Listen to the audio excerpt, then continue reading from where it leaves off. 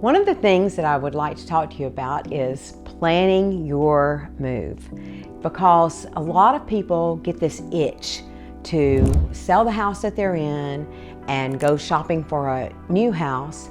And there are certain things that you really need to take into consideration as you do this, because selling and buying at the same time are very common, but it is not an easy road.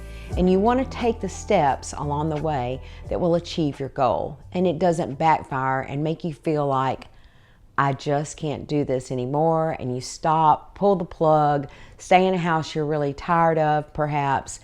So there are ways to make it work to your advantage.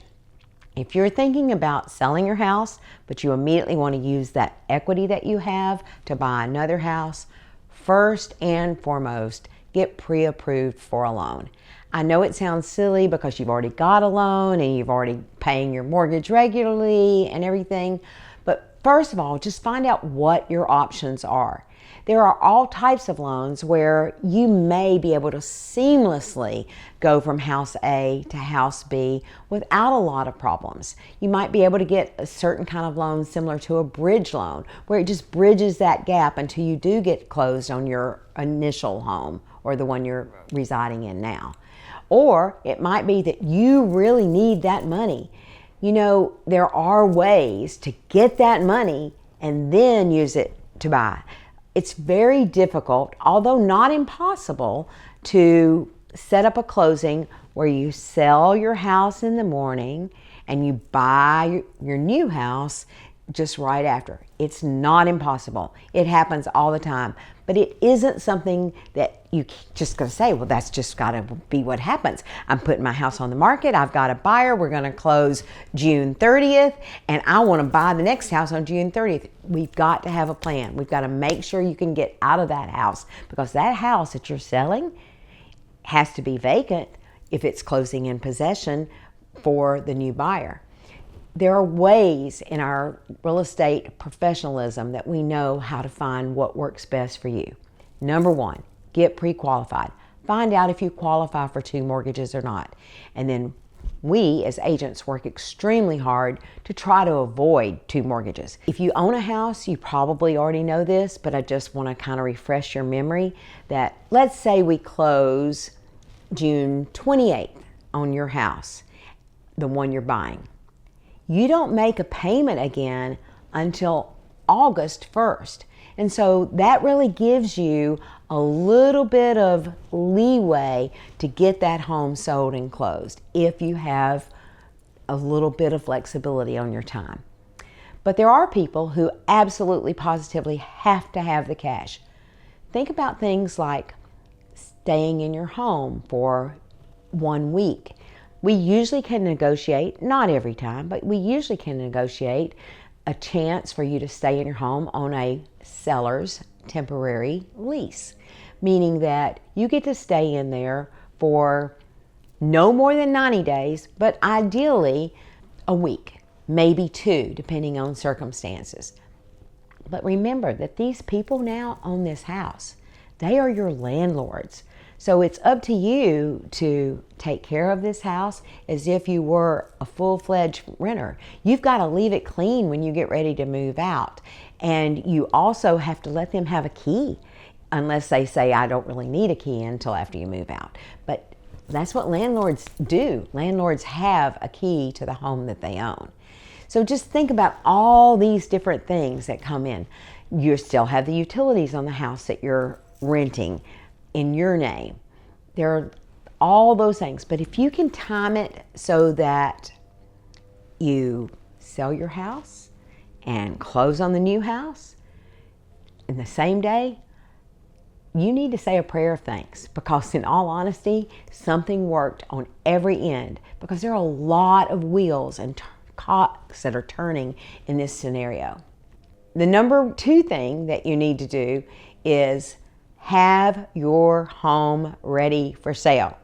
If you are going to sell your home, you cannot be saying, well, let's get it on the market because I'm in a hurry and I'll get the painting done next week. We'll shut down showings for 1 day. Don't do that.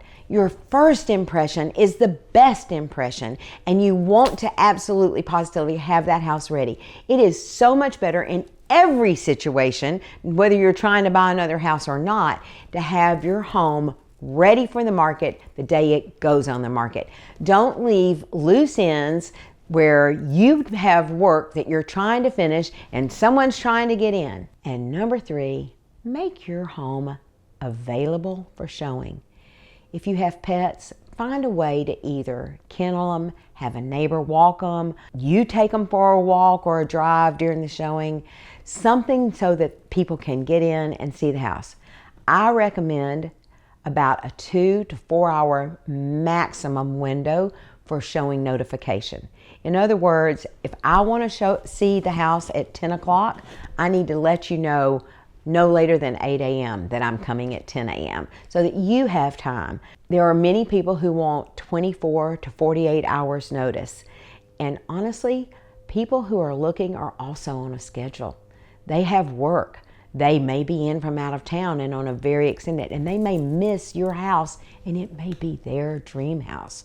So have it ready, be ready to show, make arrangements for your pets or your children, or even a dinner out one night so that you can let the showings go a little bit later. I know that life happens, and I know that you have kids who need to get up and go to school the next morning. So we can set a parameter and say, okay, no showings after 6 p.m. or no showings after 7 p.m. on a time frame when the sunshine is later in the day.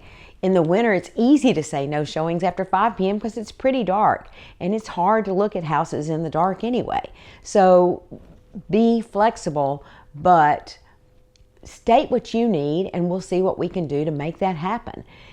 This whole business of selling a house is teamwork. You are the driver of the team because your goals have to be my goals. But as such, I'm the one who has sold 90 houses in the past year, and you might not have sold any houses before. So you've got to trust that the professional is the one who can help you, hold your hand step by step, answer your questions, offer you advice, which you may or may not take. But at least you're hearing, here's an alternative. Perhaps we could do this. And so think about those things and think carefully about your time frame. Most people need to sell to buy. So there's a way to make it happen. Houses are selling in our area all the time, where people are selling and turning around and buying, and they're getting moved in.